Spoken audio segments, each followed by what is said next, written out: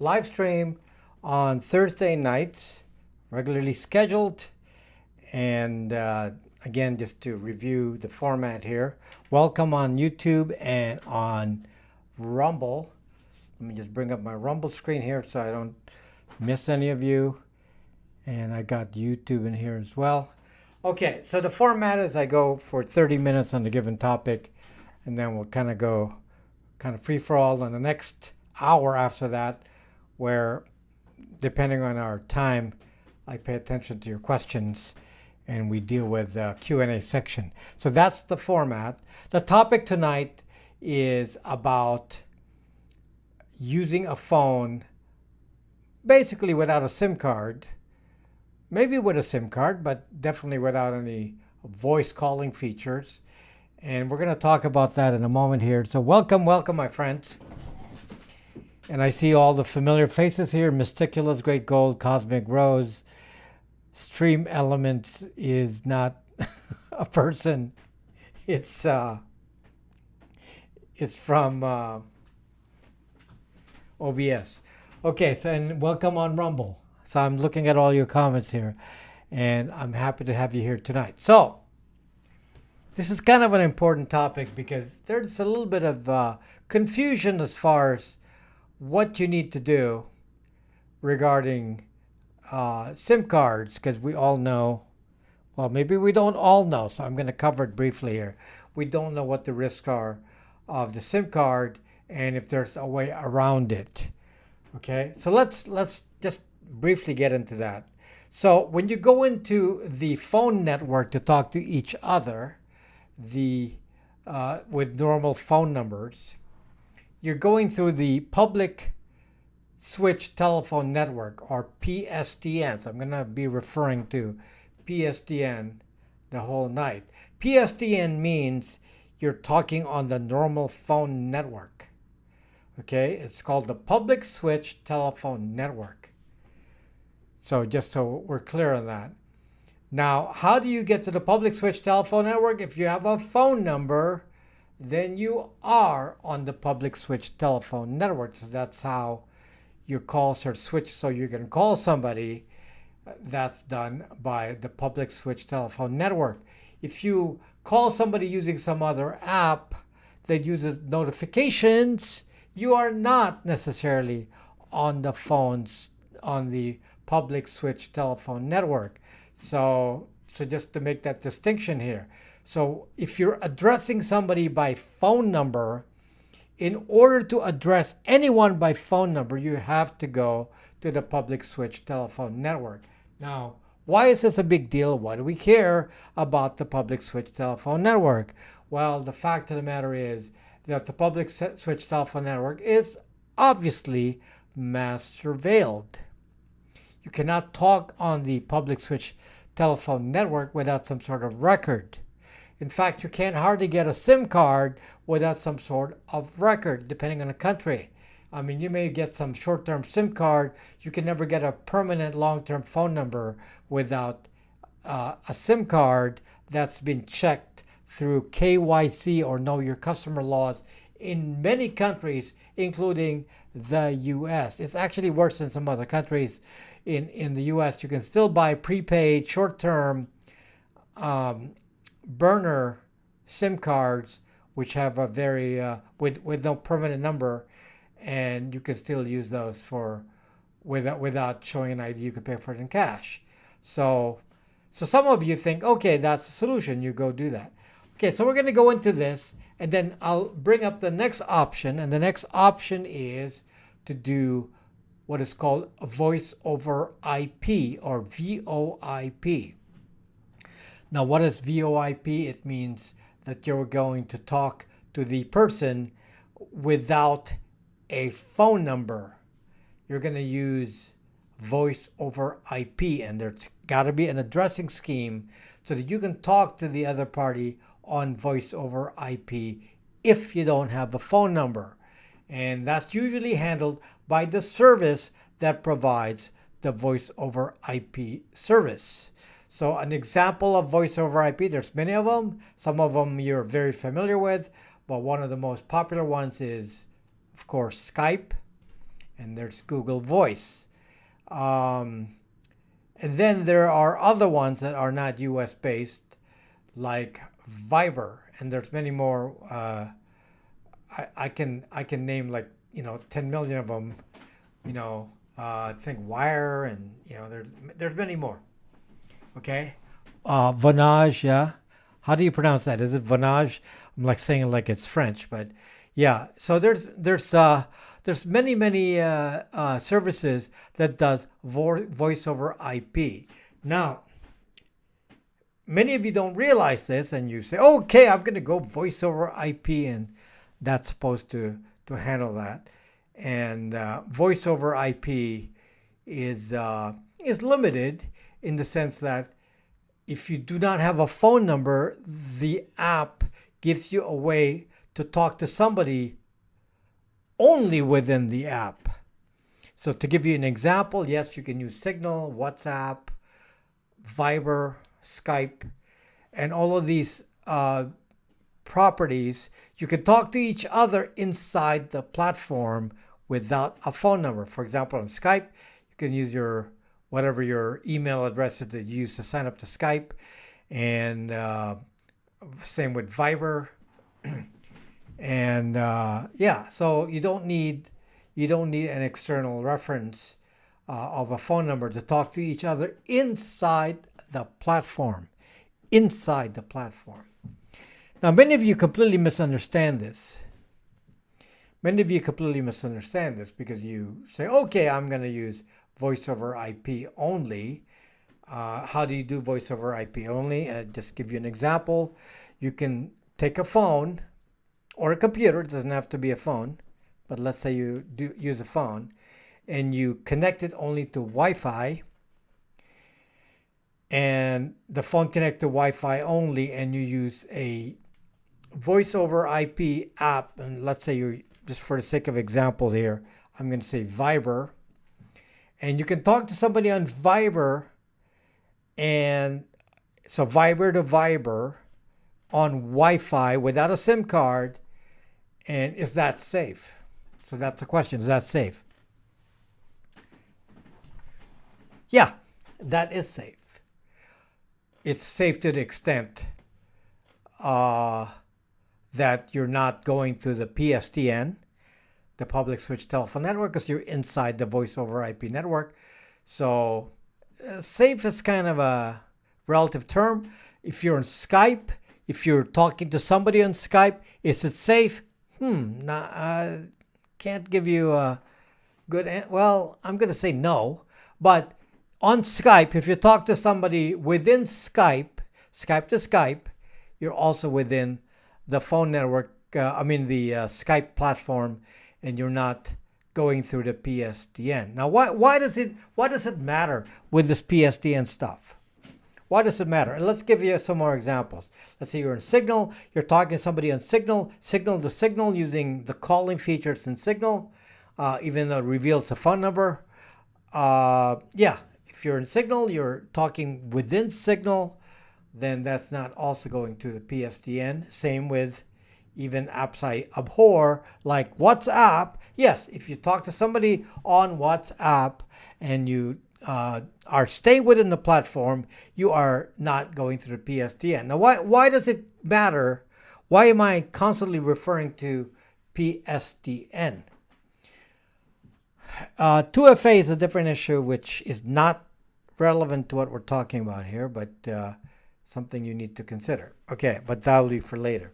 If we have time, maybe in the next half we'll talk about 2FA. This is not what I'm talking about. Is not connected to 2FA. Telegram, same. If you're talking within Telegram, that's voice over IP. Yeah, same. You could be safe inside Telegram without using the PSTN. Okay, so there are many voice over IP providers and many apps provided.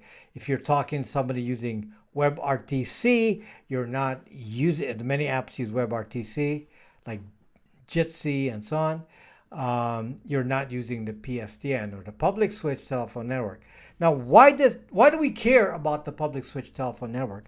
Because to join the public switch telephone network, typically you you have to have a phone number and you have to have a SIM card. Okay, so you put a SIM card in your phone, you have to show your ID in most cases, and then you get identified on the phone network and you're given a phone number. By the way, if you go to a company like Skype, Google Voice, Viber, in fact, any of them, and you ask for a real phone number accessible by anybody with a normal phone, you have now entered the PSTN. Okay?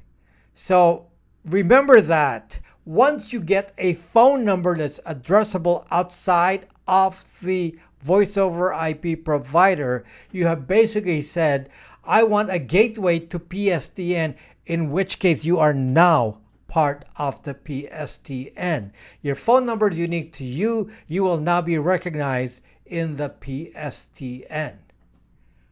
Okay? Just so we're clear here. So the moment you get a phone number, you're in the PSTN.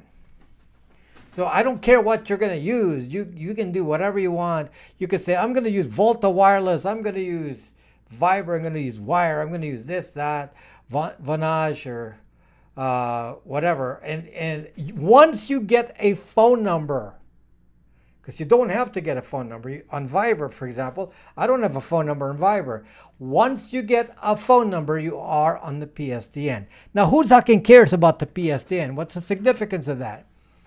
Well, by law, here in the US at least, and I'm sure in probably all countries, the PSTN is heavily surveilled. Okay, so everything you do on the PSTN is recorded. All the metadata, who you called, how long the call is. Depending on the country, they may record you. In the US, they're not supposed to record you unless they have a warrant. Okay? But they know all of your texts. Your texts are not part of this law that says they can't record you. They can record the texts. Somebody, one of these trolls came to Brax me. We get a lot of trolls because, many people like to troll me. And so they go and Brax me and they said, you're wrong. 4G LTE is encrypted. And then goes to show me some documentation showing that 4G is encrypted, which has nothing to do with anything. Who cares if it's encrypted? It doesn't matter if it's called transport encryption. It's encryption in transit. That doesn't relate to anything. It doesn't matter if it's encrypted in transit. When it arrives at the endpoint, which is at the carrier saves the data about you. They know everything about you, so they can bill you. And then they store, all the metadata instructions about that. And they make your phone call itself accessible to interception or wiretapping because it's part of the Kalia Law, CALEA, Communications Assistance for Law Enforcement Act, that was passed during the Clinton administration. So since then, 1992, they passed this law. It actually didn't get implemented until close to 2000. But they actually made a law that says, yes, the telecommunications carriers are going to provide the infrastructure so that the governments, which, by the way, it's common equipment, so they can apply it to any country. Any country can buy the same equipment. It's built into the telecom systems to be able to intercept the calls and be able to allow wiretapping remotely. So any law enforcement official now can just wiretap. They don't even have to use Stingray. Stingray has kind of lost value here at least for wiretapping, because they don't have to do that over Stingray. They can do it remotely. They want to listen to you. If they know your phone number, it's no big deal. They just go on the website, and this is all even stored, all of the data for all of your traffic. Not only is it stored by three-letter agency that begins with the letter N, it's also kept in the FBI DCIS database. So every phone call in the United States is recorded on the DCIS database, and they know which phone number talked to whom, how long, how often you called, and on and on and on. And then they can reference who owns that phone number based on KYC, and they can ask the carrier, and they can ask what credit card was used to pay for that, on and on and on. Okay? So some of you are thinking, oh, I'm going to try to circumvent this by doing voice over IP, by doing data only plans. So you get a SIM card with data only, and then you get a voice over IP provider. For example, if you use something like a Volta, I'm not recommending Volta, by the way. I'm just giving it an example. It doesn't even have to be. You could use T-Mobile as your data plan. Okay, so you can get a data-only plan from T-Mobile if they will let you.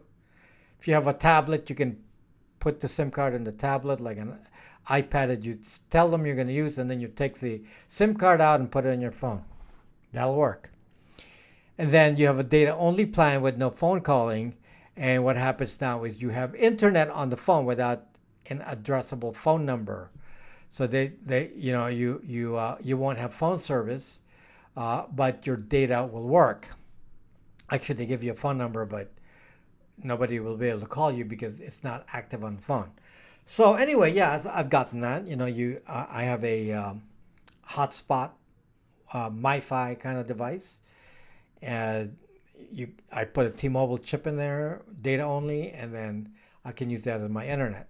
So if you do that, you, in theory, are not going through the PSTN yourself because you don't have a direct phone number and you're only using, let's say, I'm going to use the same example, Viber. Okay, the problem is if you want to call somebody, you need some way to get into the PSTN. So you go to Viber and subscribe. So you go to Viber, you subscribe to the PSTN, and they give you a phone number. The moment they give you a phone number, you are on the PSTN. Let's just make that clear. The moment you get a phone number, you are on the PSTN. Okay? So there's no escaping, and nobody's going to say to you, oh, I'm hiding from the phone network because I don't have a phone number. Well, the lucky break for you is that Viber is not a U.S. company, so in theory, they don't have to give your information as far as what email address you use and what your IP address is and so on, because they're in Luxembourg and they're owned by a Japanese company and on and on and on, even though they were originally an Israeli company. Okay?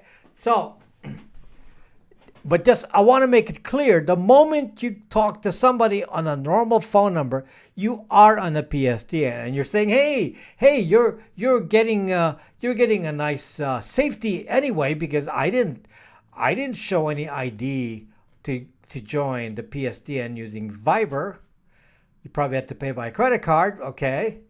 And you're going to say, well, I didn't use any. Well, you pay by credit card, okay? So, because Viber is not going to take cash from you. They're going to take a credit card. So you've identified yourself with a credit card. So you're now on the PSTN with KYC, regardless of what you say or not, you're in the PSTN. So you're now part of this tracking of all traffic that goes through the DCIS, FBI, whatever, and the National Zucking Agency, of course, has a record of every call, part of the prison program, the Snowden talked about, on and on and on. But here's the problem with these folks.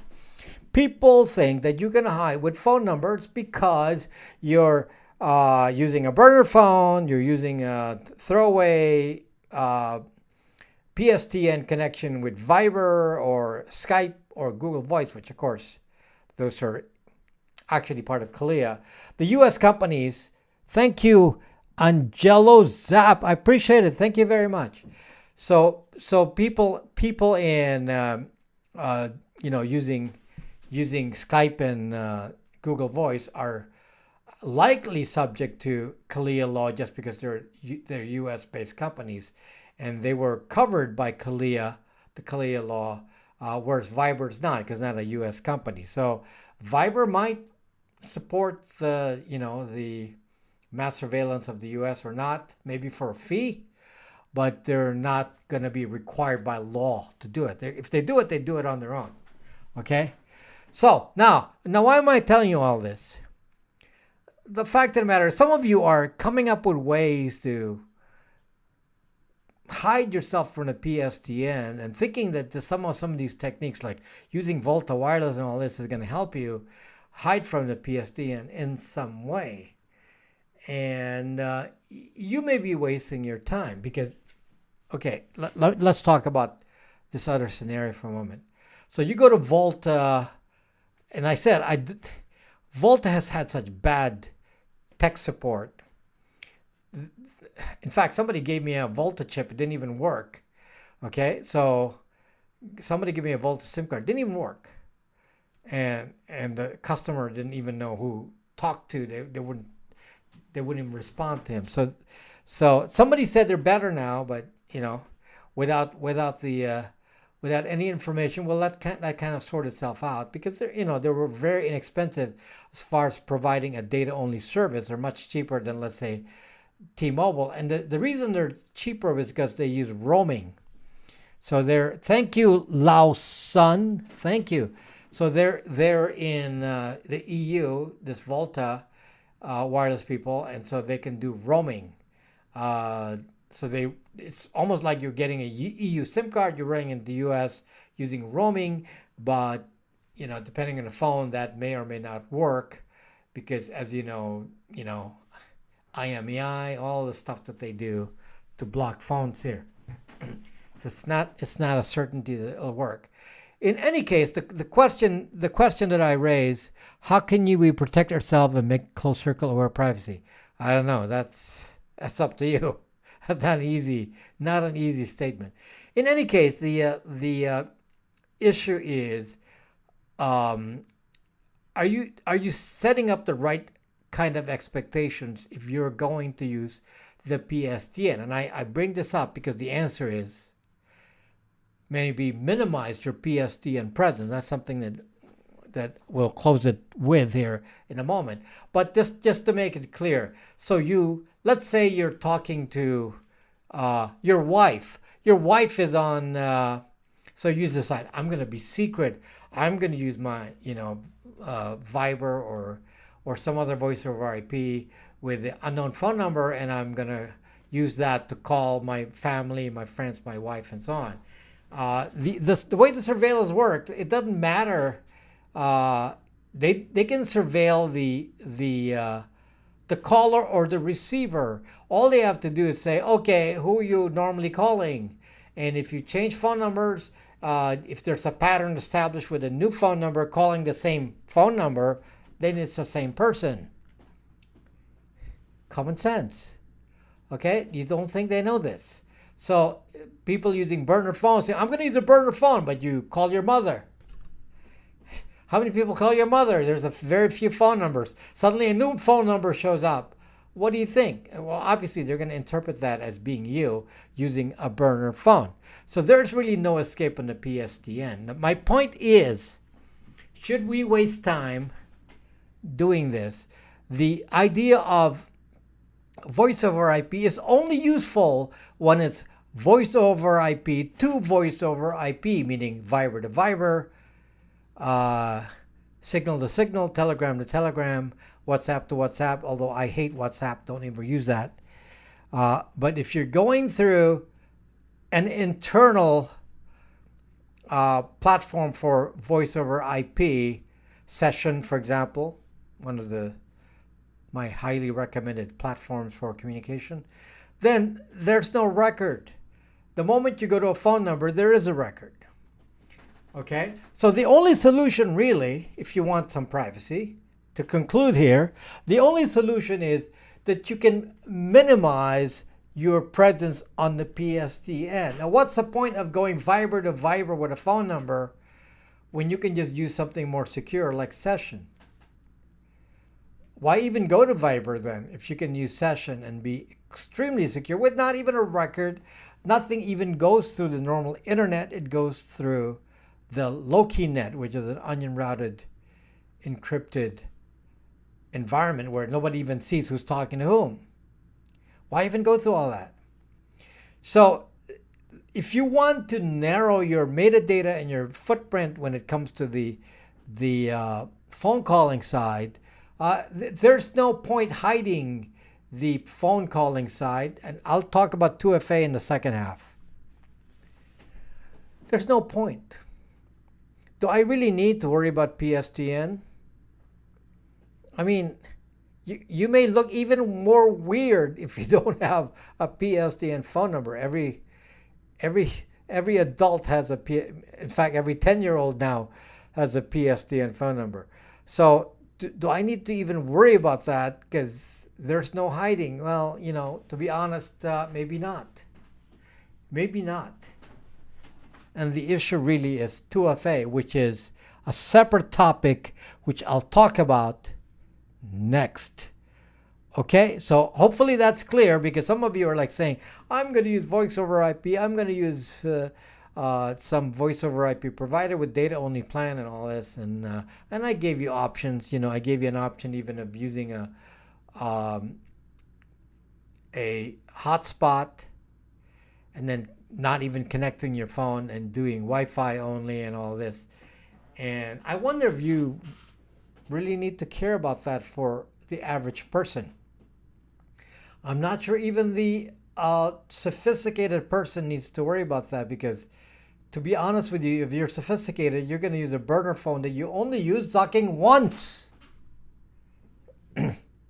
I can't imagine that you're an operative for some, 3-letter agency, and you're going to use your phone more than once if it's a burner. If it's a burner, you're going to use it once and throw it away.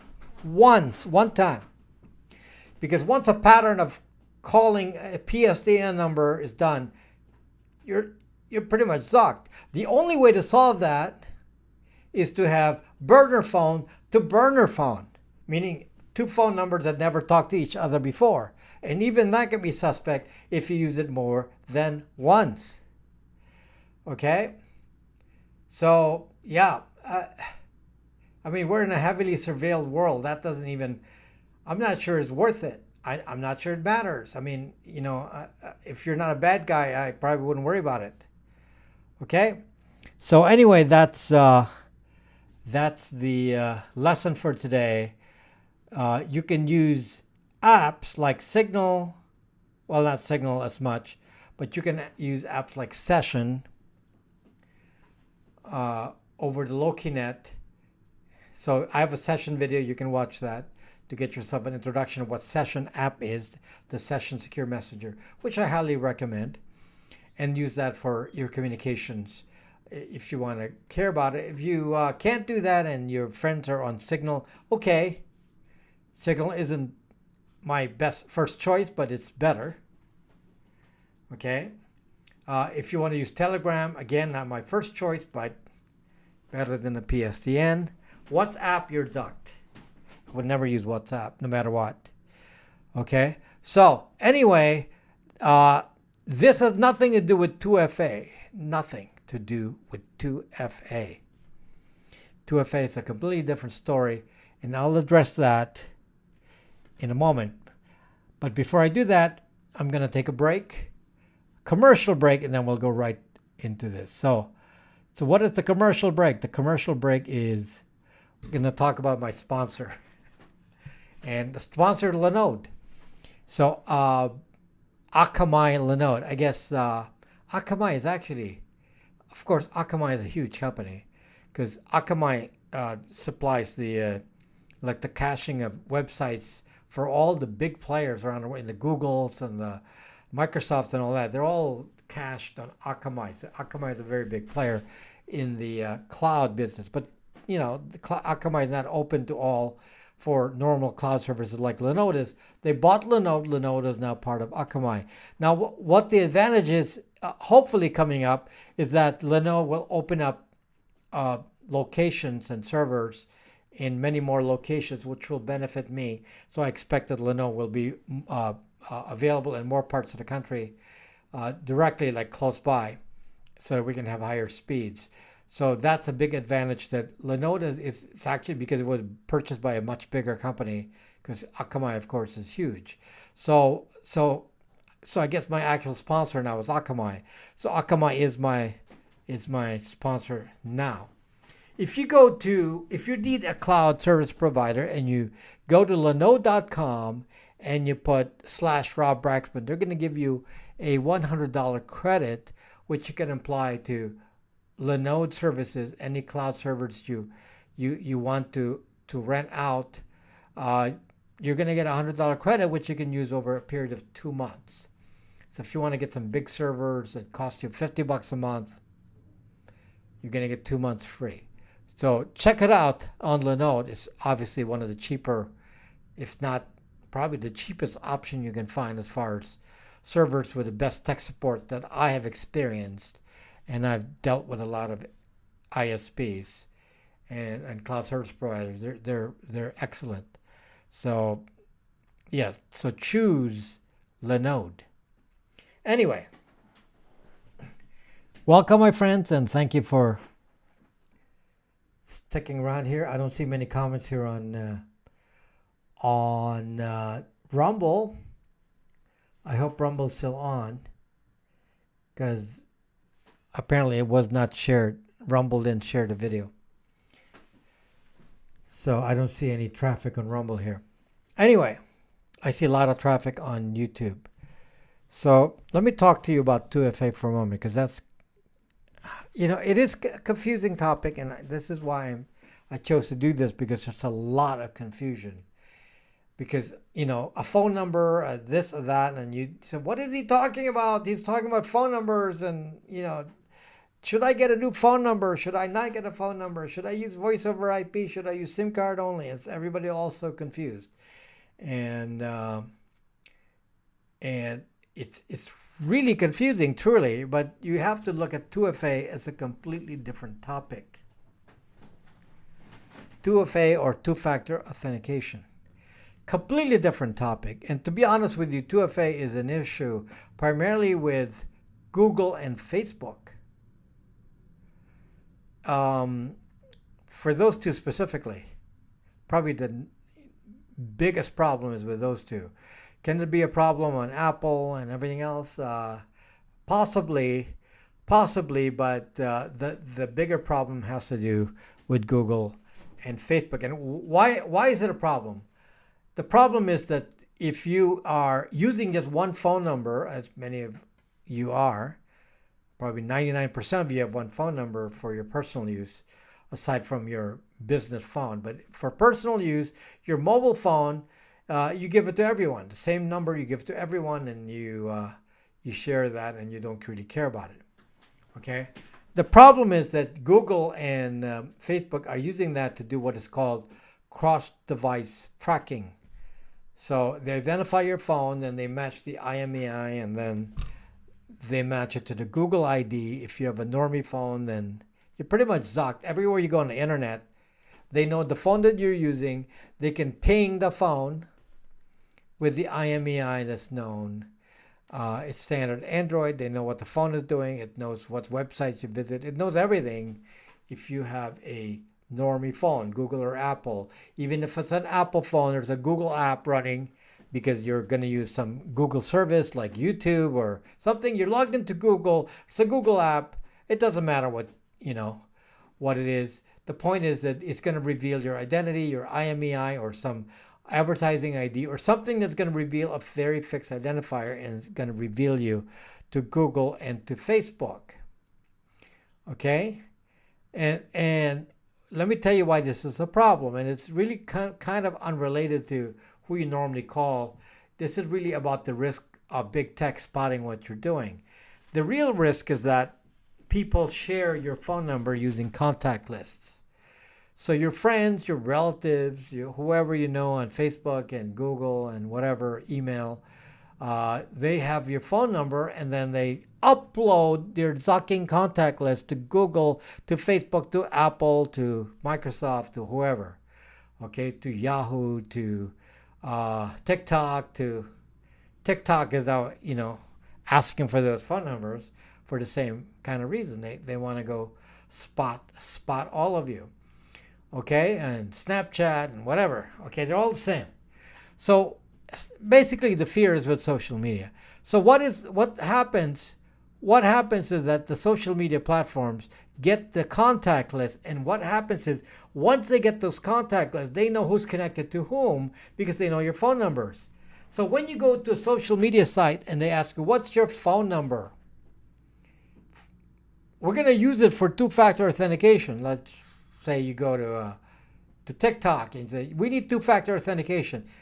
TikTok doesn't require it, okay? But let's say that, you did give TikTok your phone number for two-factor authentication. Well, what happens? What happens is they can now say, oh, this number is in the contact list of Jane, Joe, John, Michael, Samir, Gustavo, and Elmer, and so your contact list, your phone number will be in contact lists of other people. Now they see the connections, because obviously if you're on somebody's contact list, then you're all connected, which becomes part of your identity. Then you cannot hide. Then they know, you're part of the circle. So if we ever see this phone number, I don't care what name you use, we know who the Zuck you are. Because all it takes is a little bit of matching. If people have the same contact list and you have the same friends, then you're in the same circle. The closer your match of contact lists are, the closer you are to being closer friends. If the match of contact lists is not as close, meaning maybe you have a match only in some people but not many, then those people will be casual acquaintances, maybe business contacts or whatever. But if you're close friends, you're going to have all the same contact lists. Okay? So that's the problem. And once they do that, then your identity is clear, and it doesn't matter what you do to hide. You can hide with a name, you can hide with a different phone number, you can hide with whatever you want to hide. If a contact has that phone number, they may even have passed your birth date, address, name, complete name to the platform. So Google, for example, you change your name on some platform, and then the contact puts your name as your real name on their contact list. Well, they know who you are, so there's no hiding, and they can always match you. Okay, and this becomes deadly when it comes to cross-device tracking, which means they know what you're doing on the internet, because their whole point is to get your identity. Well, how do you solve this? It's actually pretty easy.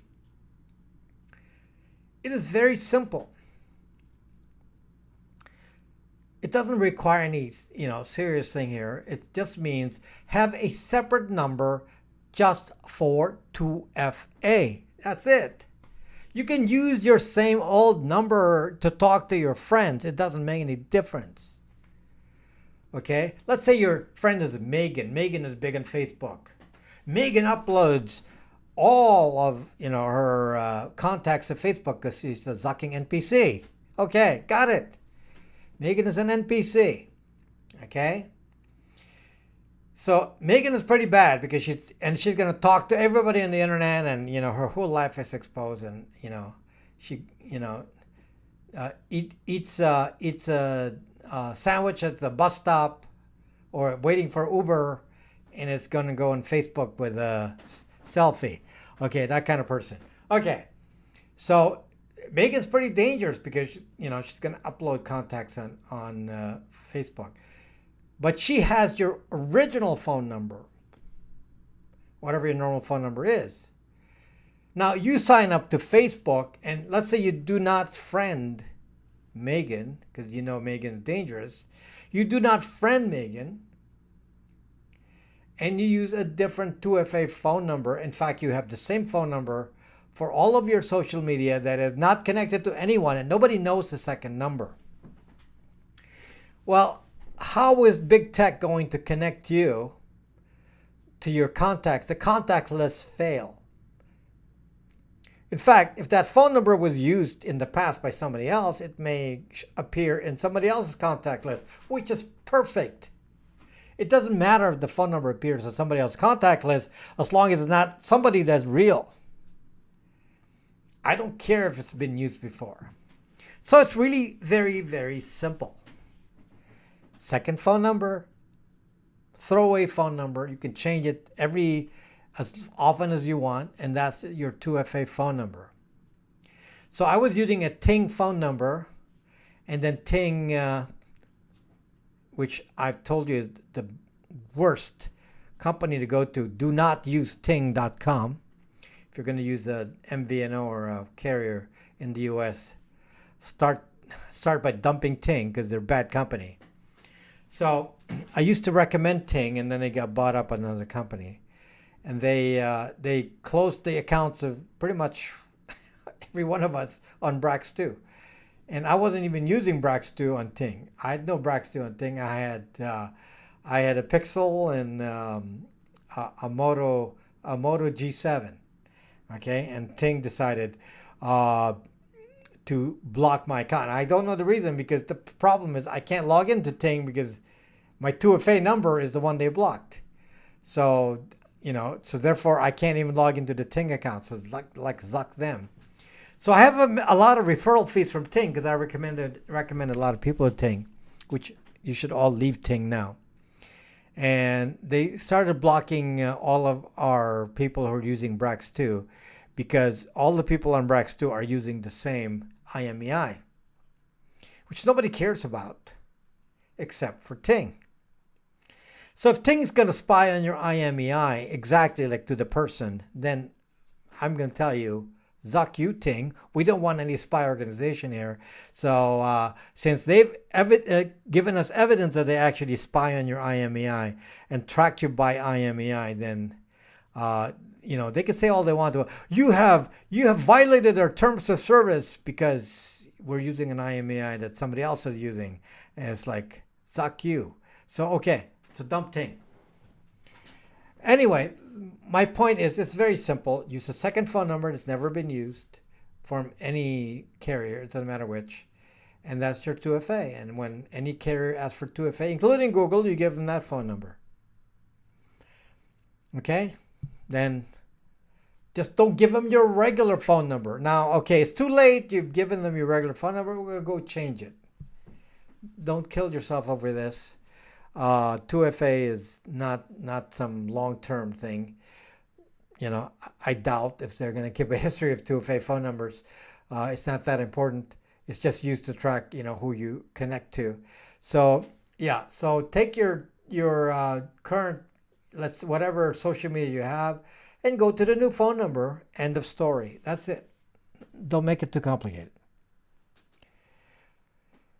Okay, so what do you think of Wi-Fi calling? It doesn't matter. Wi-Fi calling, not Wi-Fi calling, what difference does it make? Wi-Fi calling is a way for the carrier to save money because you're not using the phone network, you're using the internet. So what's the benefit to you? Well, there's no benefit to you to use Wi-Fi or not use Wi-Fi. It's a benefit to the carrier. It uses the PSTN, so it doesn't make any difference. Wi-Fi calling, not Wi-Fi calling, makes no difference to you. Okay? It doesn't affect you. To some people, they get better service on Wi-Fi calling. Why?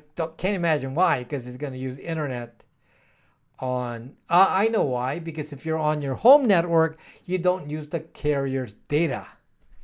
So it's really only of benefit to the carrier. So Wi-Fi calling is nothing that you should be thinking is of benefit to you. It doesn't benefit you in any way. Okay? So again, Wi-Fi calling, voice over IP, as long as you intend to use the PSTN, meaning a regular phone number, not sure what the point is. Not sure what the point is for a regular person. And if you're not a regular person, then you should be using a phone number one time. One time. Okay, so he don't care. What do I not care about? Is a troll in here? What's okay? Could I use ChatGPT to cycle static IMEIs, let's say, on Ting? Who cares about Ting? Suck. Why would you even want to be on Ting? Ting is not even that cheap anymore. It's the same price as Mint. Go to Mint. I don't use Mint. I use T-Mobile. T-Mobile is $5 more. I pay $20 on T-Mobile, $15 on Mint, which uses T-Mobile. Okay. So yeah. So dump Ting. Dump it. It's I'm going to say it over and over. If you're on Ting, bad company. They used to be such a good company. It used to be so good. So good when before they were purchased. I think they were Canadian before. I think. I can't imagine. I don't know if the new players are Canadian or the old players were Canadian. I can't. I think the old players were Canadian. And that's when they were very good. And so whatever it was last year, they were good, and then they turned bad. Okay? So dump Ting. So yeah. So yeah, I can't even access my own account. I want to close my account, but I don't even want to know if I want to bother. Okay? Because you know what I can't even log in. So okay, lucky Ting. So yeah, zucked up Ting. Yeah, so Ting is zucked up. So if you're in the U.S., don't use zucking Ting. I used to complain about Ryan Reynolds and Mint, but you know, at least they're not screwing up with our IMEIs. Mint is troublesome because they have a very narrow selection of IMEI TAC codes, meaning the manufacturer codes that they accept. But we got around that. And they don't seem to care. They don't seem to care.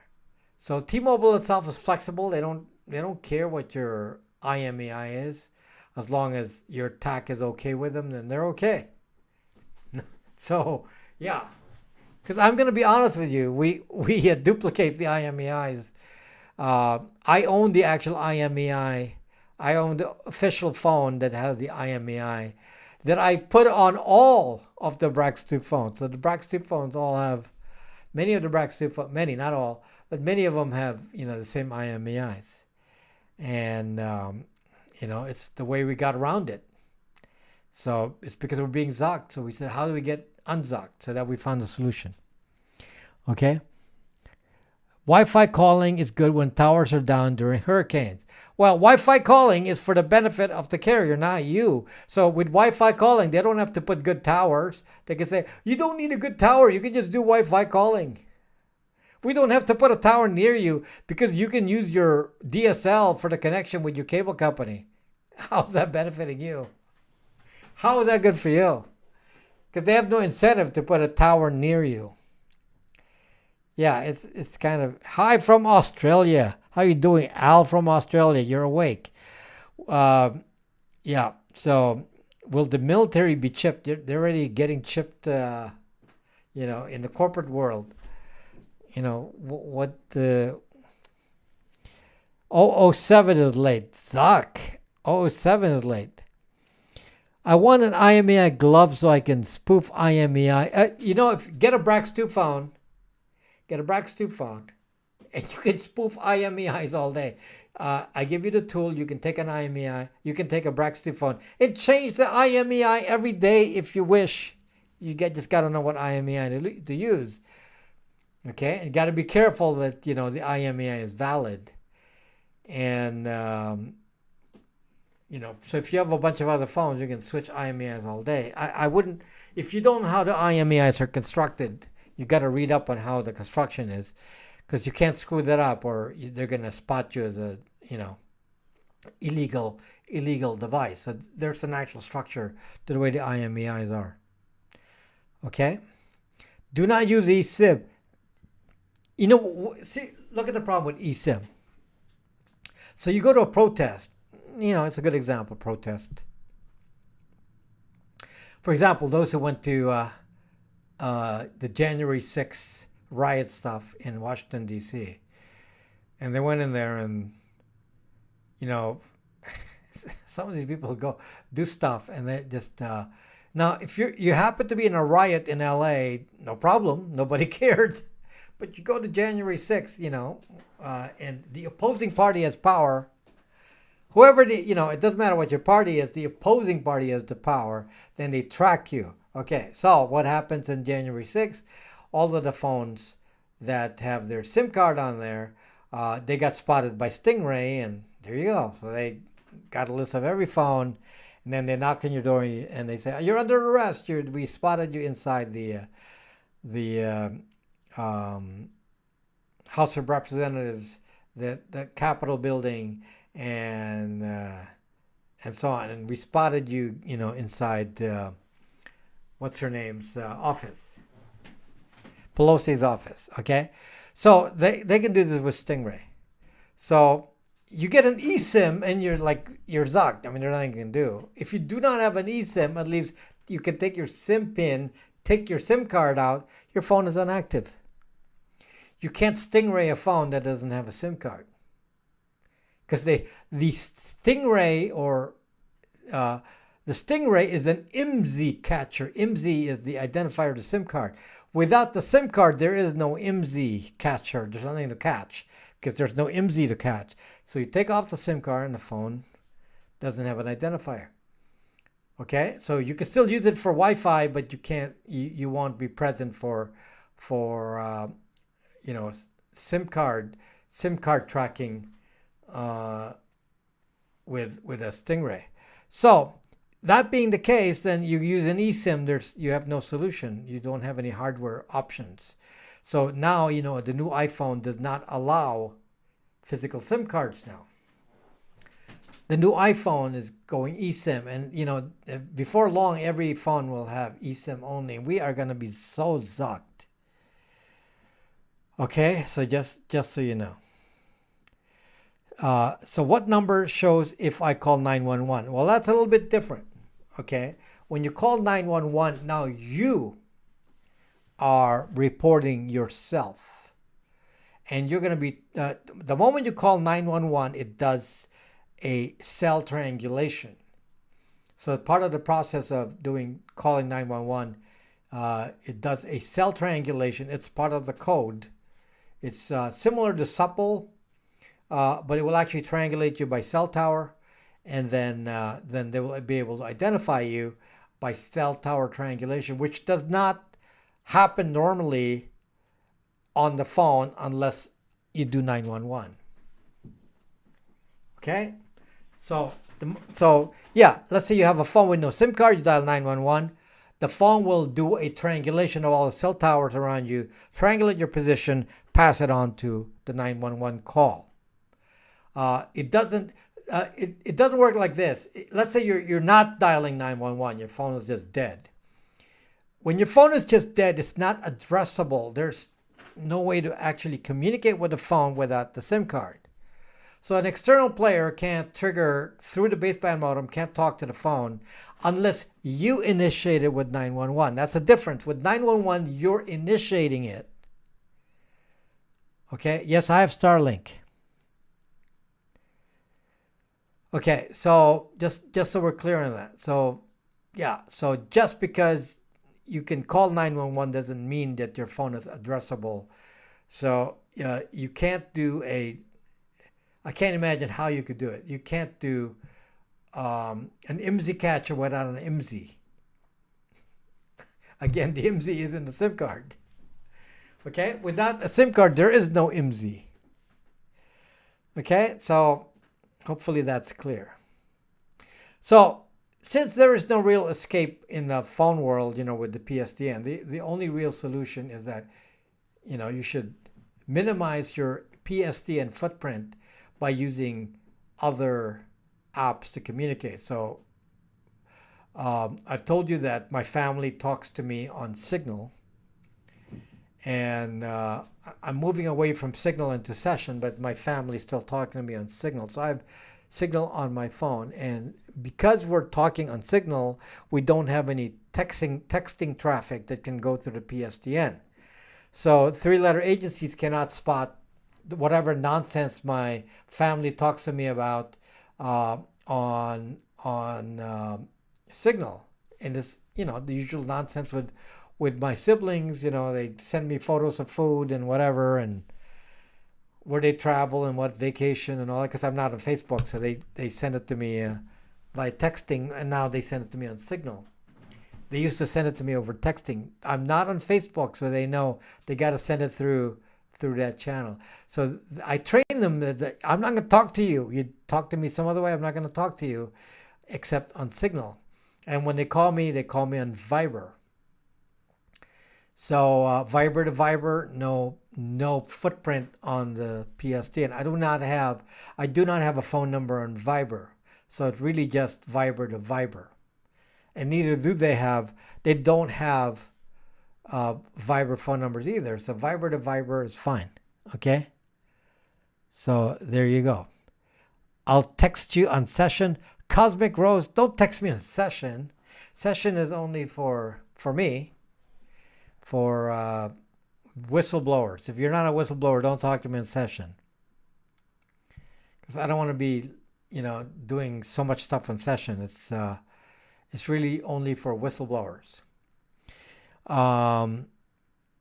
Okay, so what is wrong with Signal? It's the only one. The only one what? Okay, so anyway, somebody told me that Snowden uses Signal. So, the fact of the matter is, I'm not going to give you my phone number for you to talk to me on Signal. And I'm not going to go to the trouble of reserving a phone number that nobody else knows just for Signal use. I'm not going to go waste my time doing all that. Or same with Telegram. Or if you're going to use a phone number, it's going to be reserved for people who already know that phone number. So the only people who talk to me on Signal already know my phone number. Otherwise, I'm not going to give them my phone number. And that doesn't mean I'll talk to them on Signal, even if they have my phone number. It's just that it's the only time I will talk to you on Signal. If you already have my phone number, I will not give it to you. XMPP is fantastic. Session is fantastic as well. My favorite two choices, XMPP and Session. Okay? Session is more sophisticated though, to be honest. So I'm going to recommend for those wanting a more secure level to use Session. Session uses the dark net to communicate. It doesn't even enter the normal internet. Most important services don't allow voice over IP for 2FA. Correct. That's why you get a second real phone number. Jeremy, the phone number that you use for 2FA is a normal, regular phone number. Get a SIM card. Use an old phone. Normal phone number. I'm not telling you to get voice over IP for 2FA. I'm not telling you any of that. I'm saying use a normal phone number. I have a normal phone number for 2FA, which nobody else knows. At least no friend of mine will know it because I don't even remember what it is because I keep changing it. Okay? I don't have a permanent 2FA phone number. It changes. And then I got to go to all the websites and change to all the platforms and change to whatever phone number I'm using now. Okay? So just to make it clear, I'm not telling you to do anything special with a 2FA phone number. Get a normal, cheap second phone number, texting only. I heard, don't quote me on this, but I heard that used to be Ting was the cheapest because before Ting zucked up. So I was recommending Ting for 2FA. Now the Ting is all zucked up and you never want to ever hear about Ting again. I hear Red Pocket is pretty cheap for texting only. Maybe as cheap as $10 a month, which is what's the same old price as Ting, which they raised the price of. Red Pocket. I'm going to try Red Pocket for 2FA. So for 2FA, and Red Pocket works on any network. Apparently they support Verizon, T-Mobile, and AT&T, and they have the same price. So for a low use, such as 2FA only, you can get, I believe, a low volume service for $10. Low volume. Text now is voice over IP. Not sure that's gonna work for everything. Just get something else. Red Pocket, $36 a year. Wow, I like that. $36 a year on eBay. On eBay. Why eBay? Okay. Red Pocket, $36 a year. Okay, that's a good deal. Okay, I checked. It was $10 a month. Somebody's saying it's $36 on eBay. Okay, that's not what I saw. I actually went to the Red Pocket site and it showed $10 a month. So if there's some other discount, 36 bucks a year, well, I like that. Yeah. Yeah. So 99 bucks, 99 cents indefinitely. For my Brax 2 phone, it works on anything that's not Verizon. So I have a Brax 2 International. I use T-Mobile primarily. I don't even have Brax 2 USA. I use the Brax 2 International, and that is I use it with T-Mobile. No problem. Okay. It showed me 30 bucks a year on eBay. Nice, David. Nice. 30 bucks a year. Now for texting only. Wow. That's all we needed for 2FA. 2FA. That's all we needed for. It's low traffic. Okay, so if Red Pocket is going to do that, then maybe, maybe I'll check out Red Pocket, then I'll be a associate. What is it? A referral source, for Red Pocket. We'll try it out. You have Librem 5 phones? Suck! I paid $800 for a Librem 5. Lost track. 3-4 years ago now. Haven't gotten it yet. Wow, I mean, that company is such a cheat. Purism. Cheats. Don't have that phone yet. I mean, come on. I mean, we're past. We're way past. What do you call this? COVID now, and yeah. Does Red Pocket use? No. Red Pocket is direct to T-Mobile, Verizon, and AT&T. I think they have a connection with all three. Seems like most of the chat live under a bridge. What does that mean? It seems like most of the chat live under a bridge. I don't know what that means. Okay, so what happens to the cross-device tracking when the carrier reissues the phone number? I was getting calls for the previous subscriber. Cross-device tracking is based on a normie phone. If a normie phone, once they acquire the IMEI of the phone, then you're zucked. Doesn't matter. You can change your phone number every day. They get the IMEI and you're zucked. So, okay. So, the Google phone does not reveal the IMEI. Okay. So, kind of, really unrelated concepts. The true solution is to do a 2FA with a different phone number and use a non-normie phone. Always go with an actual SIM. Always. I just told you. Do you want to have the option of taking the SIM out when you need to? You won't be able to do it with Stingray. Stingray will only track the SIM. Without the SIM, Stingray doesn't work. Okay? Some of you just, all you have to do is rewatch the video, and I've already said some of this. Okay, don't want to have to keep repeating that. Okay, so we have 27 minutes left here. Have you ever thought of making a rugged phone? No. I can only make one phone. I don't have the luxury of having such a large market where I can make 10 varieties of phones. So I can only make one phone. So if you want a rugged phone, you get a rugged case. Okay. So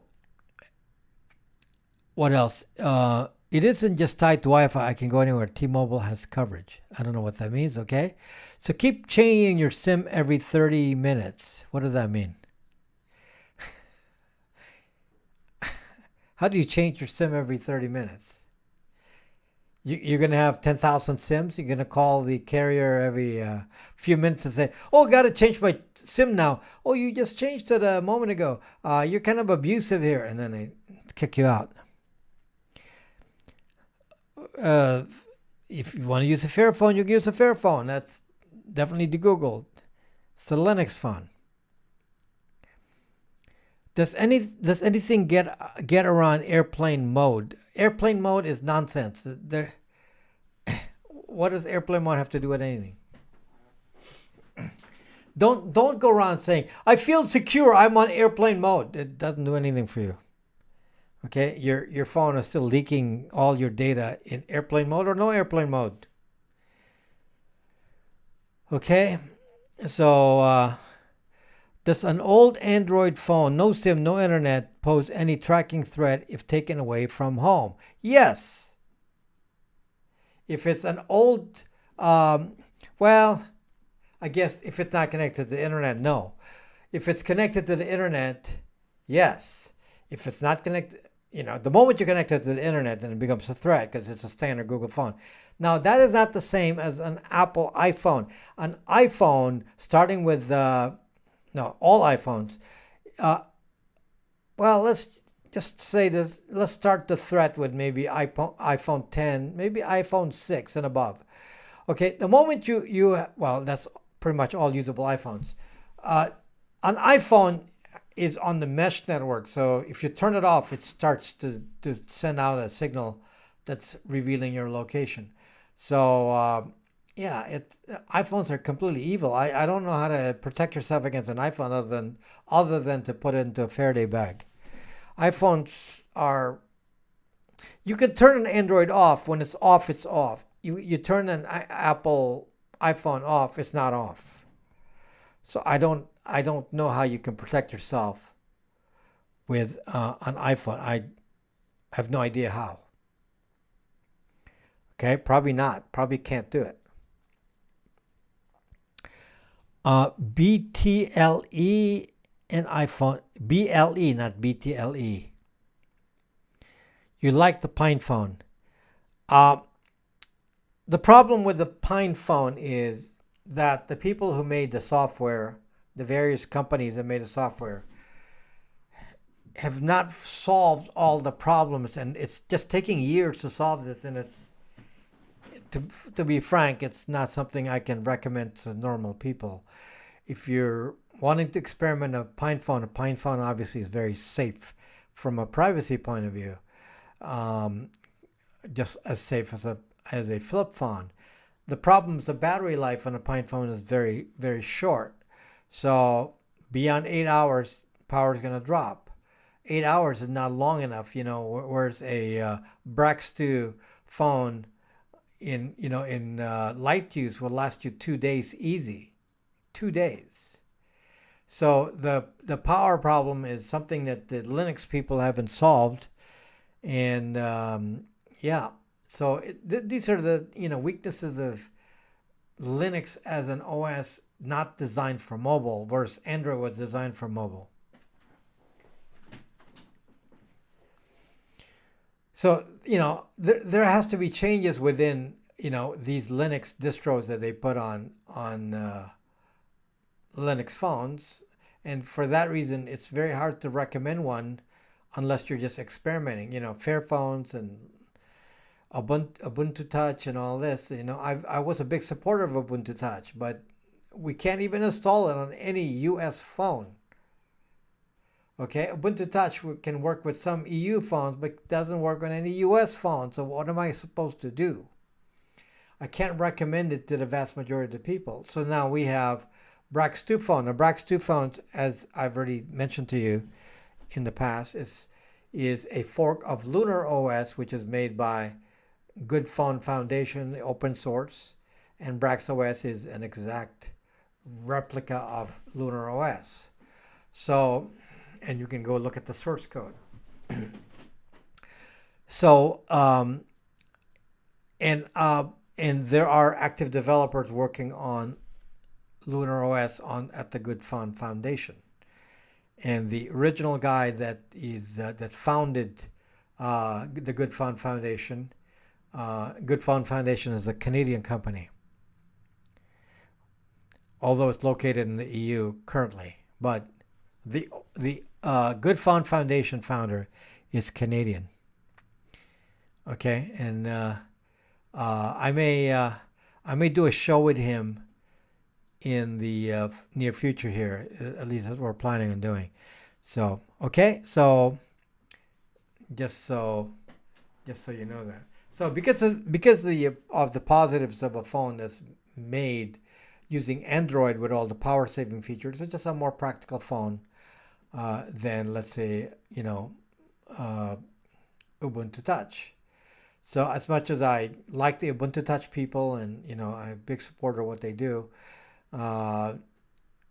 it's hard to be an active guy recommending it when I can't recommend a working solution, because even the Pine phone, you can't even buy a Pine phone really. I mean, it's very, very small numbers of it have been sold. Okay, so they probably have sold as many Pine phones as I have Brax too. So I'd like to promote other things. It's not about me making money with selling whatever I have.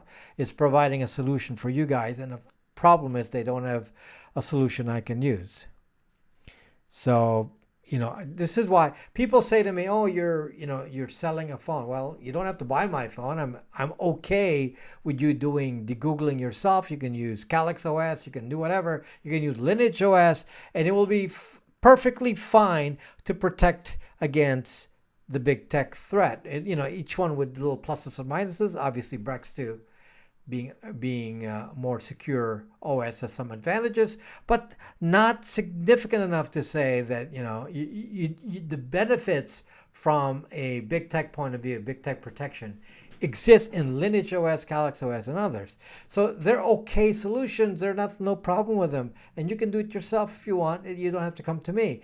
I'm trying to just provide products for the rest of you who come to me because you don't have the ability or time to go do these things yourself. So that's why I sell Google Pixels and I flash them with whatever you want. Okay. For those of us new to your channel, can you summarize your overall opinion of? No, I will not summarize anything, Jeremy. Absolutely not.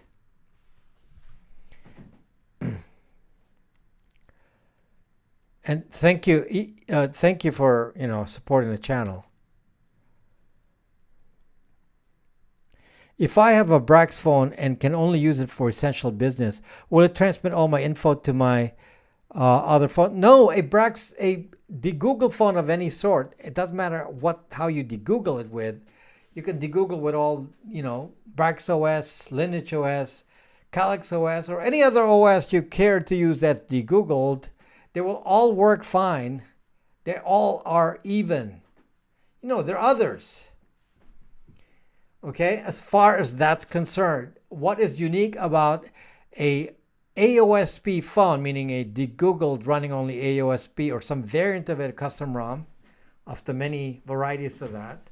The advantage, guys, is that those phones do not emit an identity. They're invisible to Google. They do not connect to Google. Google doesn't see them to them, it's just like a computer. They're just a computer. You don't need to do anything special with the Google phone. If your phone is degoogled, it's not a normie phone. There's no other action needed. Which one do you use? I don't really care. I mean, obviously, I want you to use Brax 2 or buy, one of those phones from me to support the channel, but you don't have to. You can use whatever you want as long as it's degoogled. Okay, even OSs I don't like the people in it. It doesn't matter. You can use them. Okay.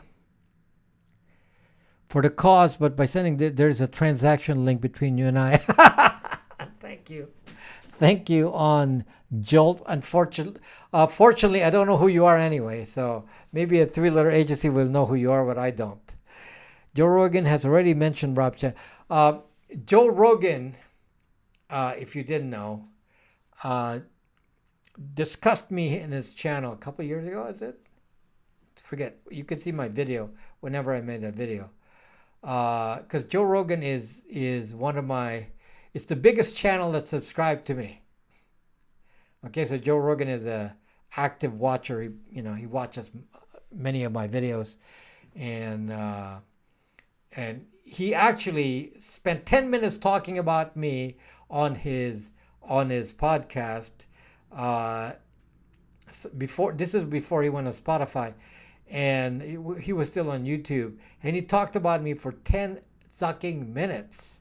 And he not only talked about me, he knew everything. He watched so many of my videos. He could talk to you about Brax routers and the Google phones. He knew everything I was talking about. So, yeah. So now I haven't been invited to the Joe Rogan show, but I'm not a big name, so that makes sense. I mean, obviously he has to do stuff that benefits him. So, but he that was kind of nice that he talked about me for 10 minutes. Are apps you have to log into for work okay on a Google? It doesn't matter what you use on the Google phone. You can log into anything. It's already Googled, so Google can't tell what apps you're running. It doesn't have any information. You can run anything on a Google phone as long as it runs. Always a real SIM, no eSIMs. I always told you that. Camille, thank you for being here. Okay, so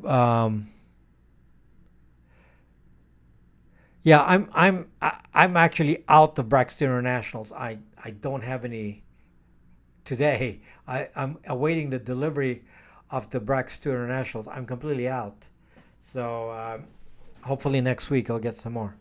So I was hoping it would come out this week, but I don't have them yet.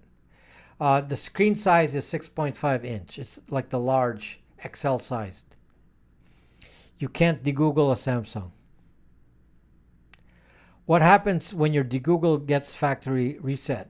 On a Brax 2, it's very easy to reset it. You can reset your Brax 2 phone every day if you want. Makes no difference. When a Lineage OS phone, if you de-Google it, if you reset it, you lose the apps, you lose microG.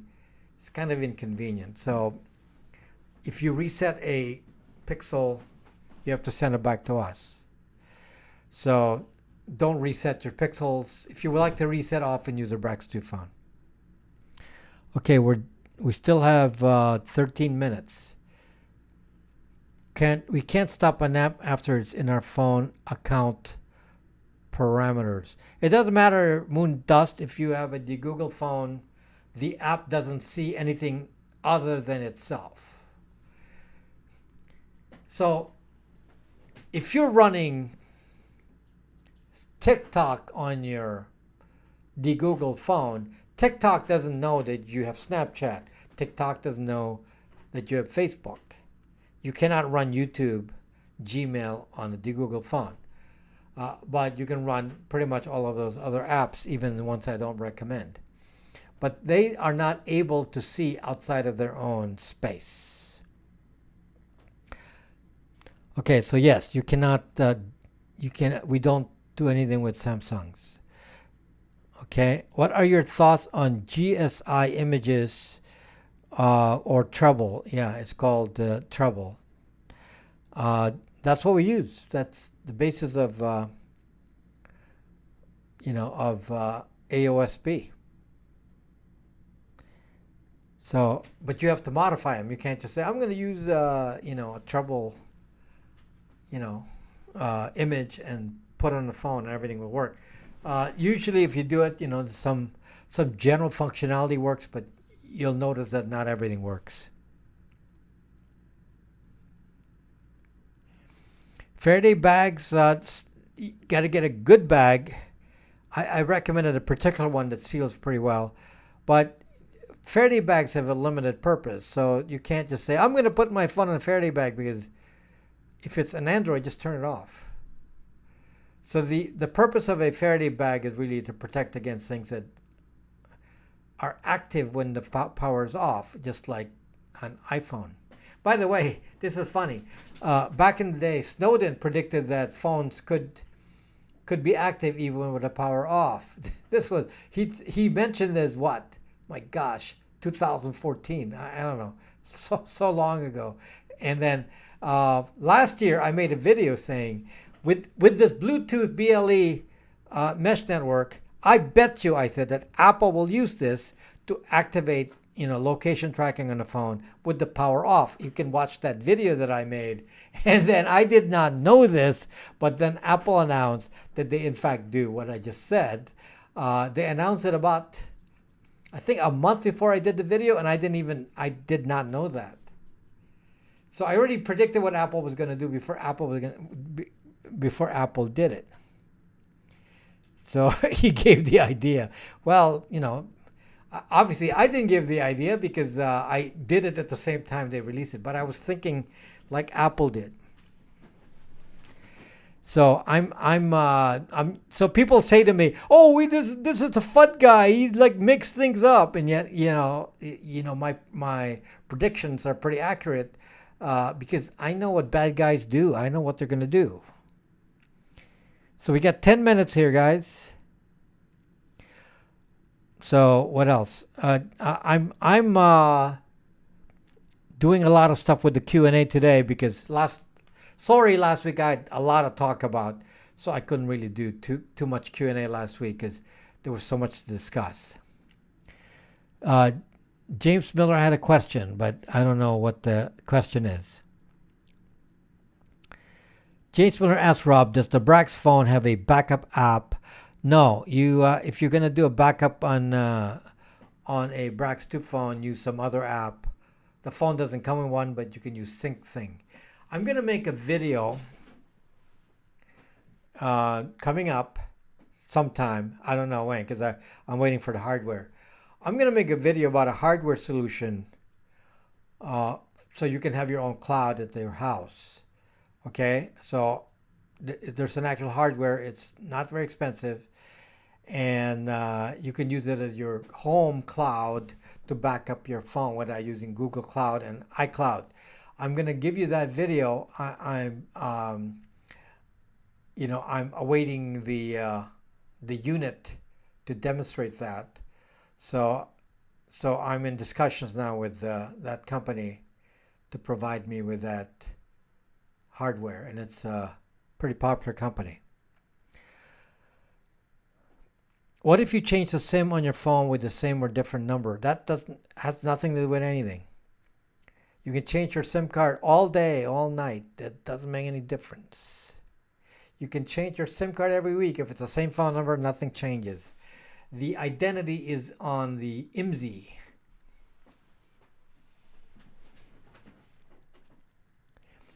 I do not need to use pfSense. I do not have any need for DDWRT and so on because I made my own. Fortunately, I have enough smarts to make my own. So I made my own router. It running on Linux, just like DDWRT as pfSense. These are just Linux distros with the router code built in. I have my own. I wrote it for Raspberry Pi. I am working on another version that will work on this. This is a Intel NUC. Okay? I'm installing Linux on this, and I'm gonna put the same router software on this because we can't buy Raspberry Pis anymore. Then we can buy this. This unit is 200. So you can buy this for 200. I'm going to give you software you can install on this, and then you'll be able to run Linux, use that as a router instead of a Raspberry Pi. But this is better because it comes already with, one, gigabit Wi-Fi, 5 gigahertz. It already has, you can see the blue USB in there. It already has gigabit connectors in the back, so it's ready, ready to go for high-speed internet. So I'm gonna be making a product that uses this, kind of like the Brax router, but because we can't buy Raspberry Pis. Okay, I do have. I've not put it in the store.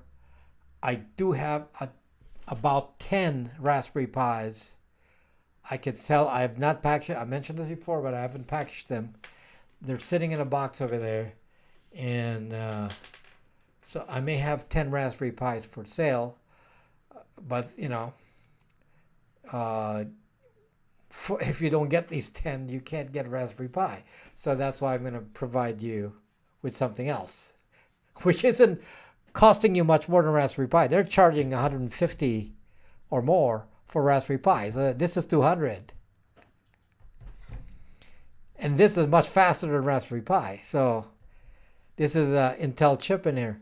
So yeah. So unfortunately, you know, the Chinese killed the Raspberry Pi market. Since they have been producing Raspberry Pis, there we go. The Raspberry Pi market is dying. But I still have some. Okay?